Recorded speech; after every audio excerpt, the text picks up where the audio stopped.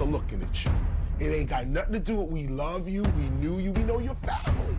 As a matter of fact, we'll take you in. You go into exile and come on into our state.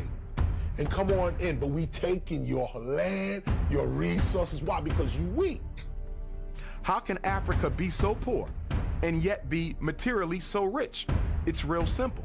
The answer lies in the structural adjustment programs, SAP, the structural adjustment programs that are imposed on African nations by the International Monetary Fund of Washington, D.C., the World Bank of Washington, D.C., and USAID. These three organizations come into Africa, loan money, and then charge an interest rate on that money that they know the African nations can never pay back, thusly re-enslaving the entire nation and, in fact, the entire continent. I point out that when Spanish, English, Dutch explorers would go through, let's say, the Americas, there's a good example here for the African continent. Many of the places they arrived at were already abandoned. Our tribes leaders, our kings and queens, our priests, traveled the world. They were literate. They read and spoke many languages. They heard and knew. These guys are coming to take over the land. They got weird weapons, and this is what they're gonna do. They went back to their tribe, told everybody, gather up your stuff. We have to leave. There is an invading force coming. We have to go. So many tribes were warned. When this invading force came, many times they came and found the place deserted and just claimed it as their own. Why was Muammar Gaddafi killed? Muammar Gaddafi was murdered because he, along with the other African heads of state, were about to bring into existence Africa's first central bank.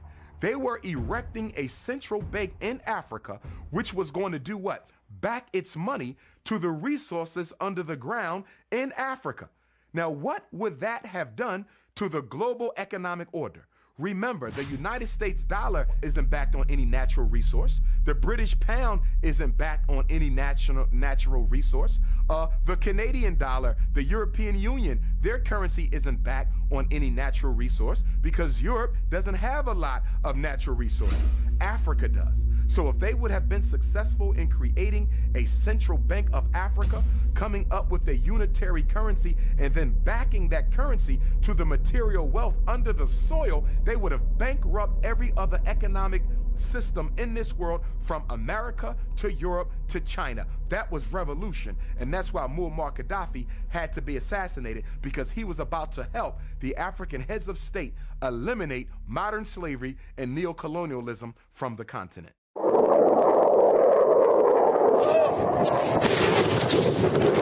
According to some, it's about protecting civilians. And our resolve is clear. The people of Libya must be protected.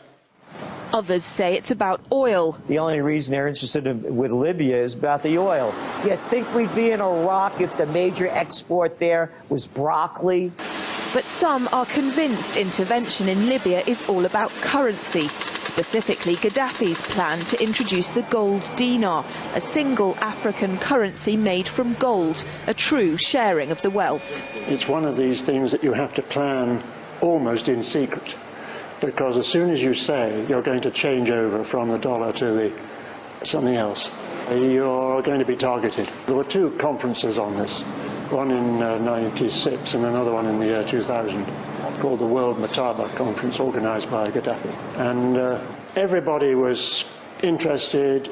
I think most countries in Africa were keen. Gaddafi didn't give up. In the months leading up to the military intervention, he called on African and Muslim nations to join together to create this new currency that would rival the dollar and euro. They would sell oil and other resources around the world only for gold dinars. It's an idea that would shift the economic balance of the world.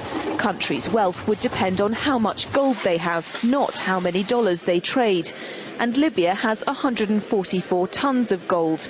The UK has double that, but 10 times the population. If Gaddafi had an intent to try to reprice his oil or whatever else the country was selling in the global markets and accept something else as a currency, or maybe launch a gold dinar currency, any move such as that would certainly not be welcomed by the power elite today who are responsible for controlling the world's central banks.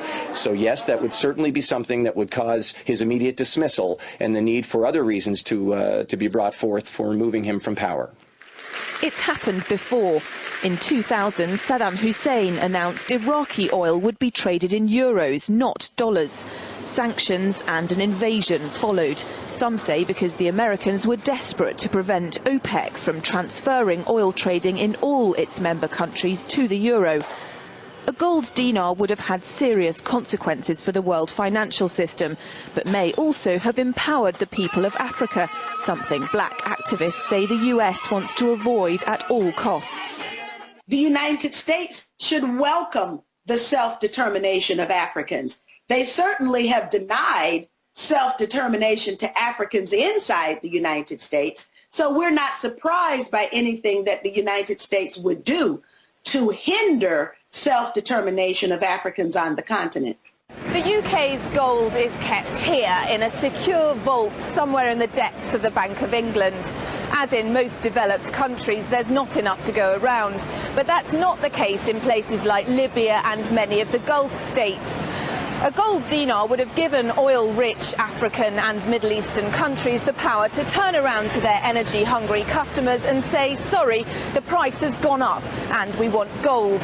Some say the US and its NATO allies literally couldn't afford to let that happen.